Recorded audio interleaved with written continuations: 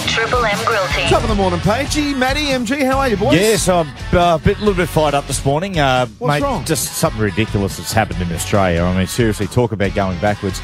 The Knights and Dames in the Order of Australia has been reintroduced by Prime Minister Tony Abbott. Now, Why would that upset you? Well, why is it a threat? We're going back to a resemblance to a country we've got little or no connection to anymore. Anyway, it's what happens is, mate, it's recommended by the Prime Minister, you get approved by the Queen, so we could have things like Sir Gus Worland and stuff like that. Sir John Howard, for instance, yeah, or which is just Sir Bob Hawke. I can't believe it. Surely we can do something better.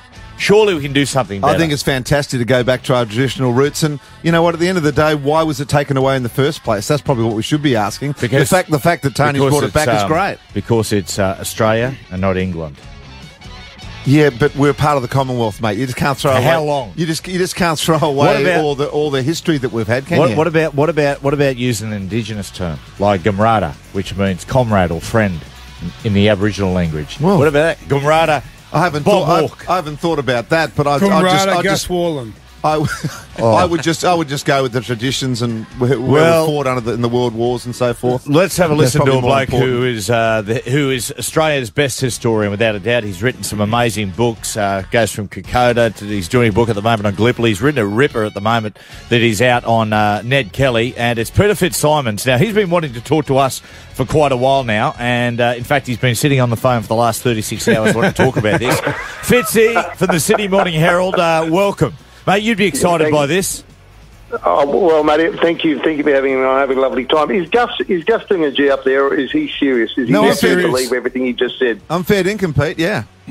Gus, you know how you wouldn't be a Knox boy, would you, by any chance? You wouldn't been a Knox around the way. Mate, you're a Knox boy and I'm a Knox boy and you know that, Fitzy. Yeah, no. I'm somebody who left Knox 30 years ago. I've grown up. I'm no longer 15 and 16 years old crying in the chapel, okay? We're grown-ups now and we're a grown-up country. And when you say, no, something, we fought under the Dames in the World War. Which Dames did we fight under in the World War? Which Sirs did we fight under in the World War? Gus? What was that about? I didn't actually say that, Fitzy. Yeah. You're actually putting words into my mouth. He does this often, Fitzy. He goes backwards. Yeah. No, you know what I do? I have to struggle on this show because people put words into my mouth. But Fitzy, but at the end of the day, just like Knox. My point is, why do we throw away all the tradition that we have in this country and then decide to be something that we're not? Because we're a grown-up country, okay? We're our own country. We don't need to take the system of another nation. Yes, you did say that. You used the whole thing.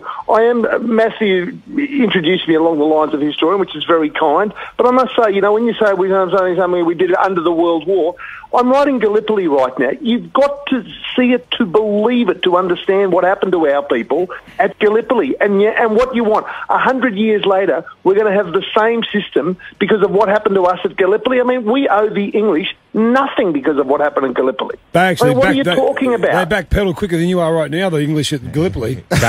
Gus falls in your court. Excuse me. 40 love Fitzsimons. Oh, here we go. What a surprise.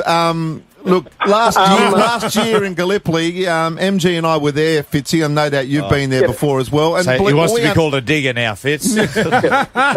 I can never get my point across. Look, Peter, here we go. No, but I can't. I mean, I'm halfway through, and then I get cut off all the time. Okay, go, mate.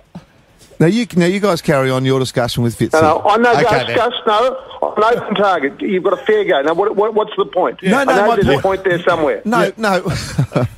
No, my point is that when we were there at Gallipoli, I understand all the tradition and that sort of stuff. Why? We don't have to link it back to that, but the simple fact is people want to change the flag, people want to get away from the Commonwealth, people want to get away from England. And at the end of the day, that is our history, that is our tradition. Why do we always want to throw that out by saying we're a new nation now, we're this and that, we're our own nation?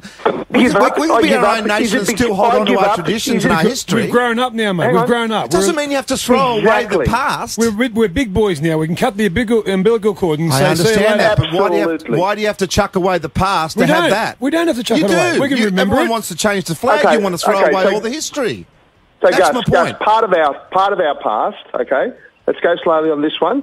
Part of our past is we didn't give Indigenous people the vote. That was part of our past. Is that okay?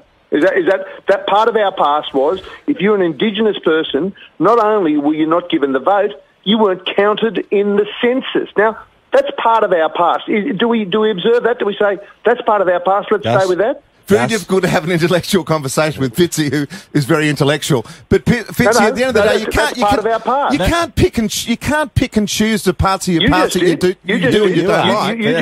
That's his argument to you, Gus. Yeah, but my point is, there's so many good stuff that we just want to throw out by saying we're a nice new nation and we should move forward. Why can't we embrace the past and the good parts of our past? There's obviously mistakes that we've made. We don't have to accept every single one of them. Here's an idea, Gus. Is it because we are a new nation? Is it because we have formed, here under the Southern Cross, we're our own nation? We don't need to define ourselves by, having a Union Jack in the corner of our flag. What other nation, what serious nation has the flag of another nation, the symbol of another nation in its own flag? We've had, and quite seriously here, under your reckoning, we should go back to God Save the Queen. Would that be better? I mean, that's where we're heading back to. Is that what you want?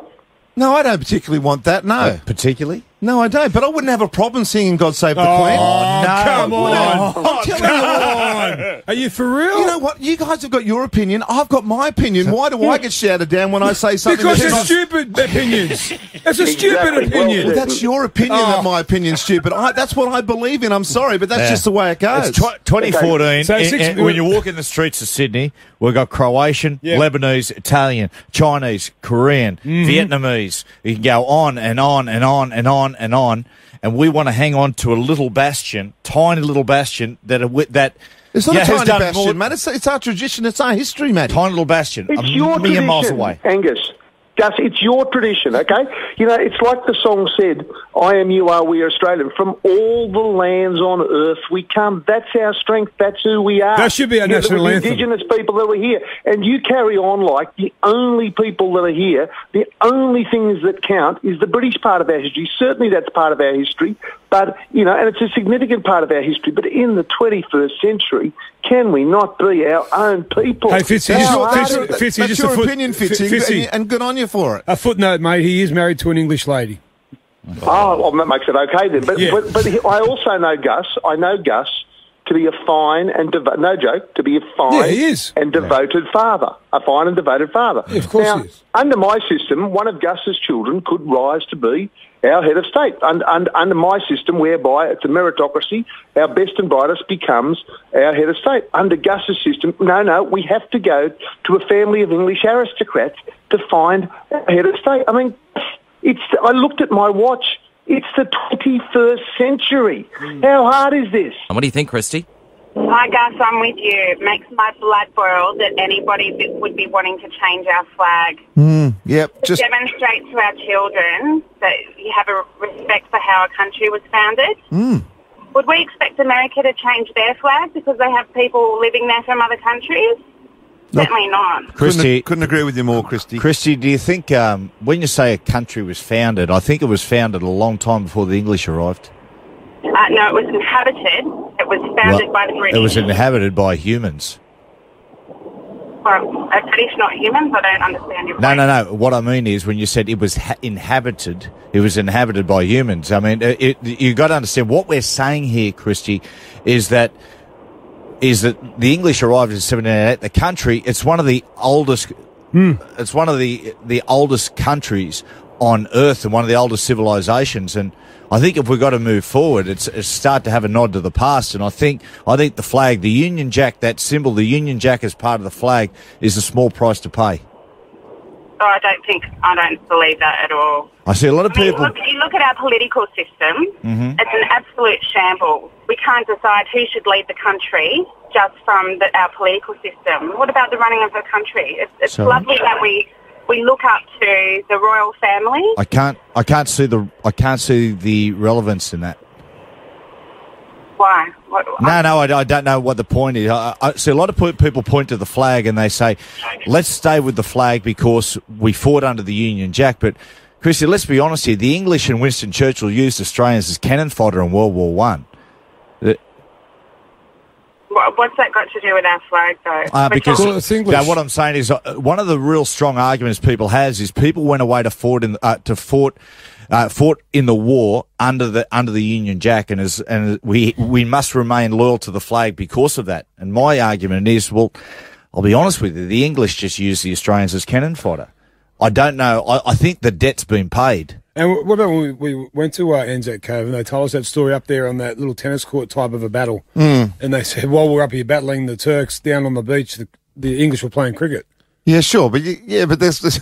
I mean, at the end of the day, they would have got beat too. Yeah, they did. No doubt. they were playing each other. No, but at the end of the day, when that flag went up and we were sitting there at the dawn service at Gallipoli, MG, no doubt, and the Australian flag was there, did you think for a moment that was the English flag? No, I mean, that's the Australian flag. We've got the Southern Cross stars on it, and it's totally our flag. I'd like to see a boxing kangaroo. It's got nothing to do with England. Let's go to Malcolm and Preston's. In my mind, What do you think, Malcolm?